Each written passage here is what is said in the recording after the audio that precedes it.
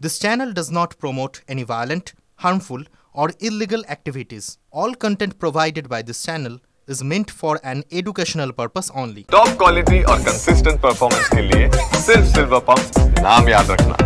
ভারতের হাতে থাকা সবচেয়ে উন্নত ফাইটার জেট কোনটা? বেশিরভাগ মানুষই বলবেন ফ্রান্সে তৈরি রাফায়েল। কিন্তু সত্যি কি তাই? আসলে ফ্রান্সে তৈরি রাফায়েল এবং ভারতের তৈরি সুখোই 4.5 জেনারেশন ফাইটার জেট ক্ষমতার দিক দিয়ে দেখলে এ বলে আমায় দেখ, তো বলে আমায় দেখ, কেউ কারোর থেকে কম যায় না।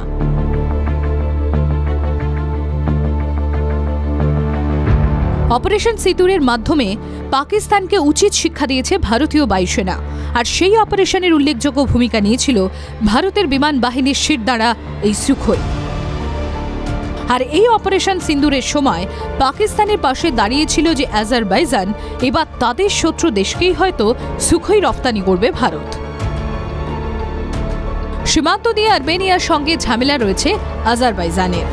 দক্ষিণ ককেসাস অঞ্চলে সামরিক উত্তেজনা বাড়ায় পাকিস্তান থেকে 40টি F-17 ফাইটার জেট কিনছে আজারবাইজান, খবর এমনই। আর তারই পাল্টা হিসেবে ভারতে তৈরি সুখোই 30 MKI কিনতে পারে আর্মেনিয়া, বলছেন বিশেষজ্ঞরা।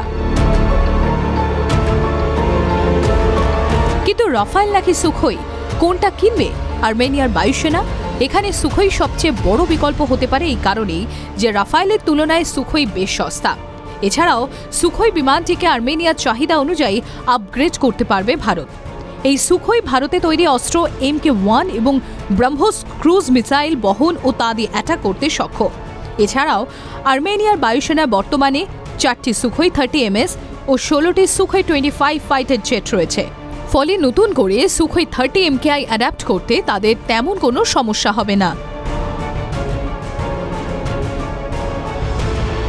2020 সালের পর থেকে ভারত ও আর্মেনিয়ার মধ্যে একাধিক প্রতিরক্ষা চুক্তি স্বাক্ষর হয়েছে। ইতিমধ্যে আর্মেনিয়ার সঙ্গে $2 বিলিয়ন চুক্তি করেছে ভারত। আর এই চুক্তি অনুযায়ী আকাশ 1 S air defence, Pinaka multi barrel rocket launcher এবং আরও অনেক অস্ত্র আর্মেনিয়াকে সরবরাহ করার কথা ভারতের।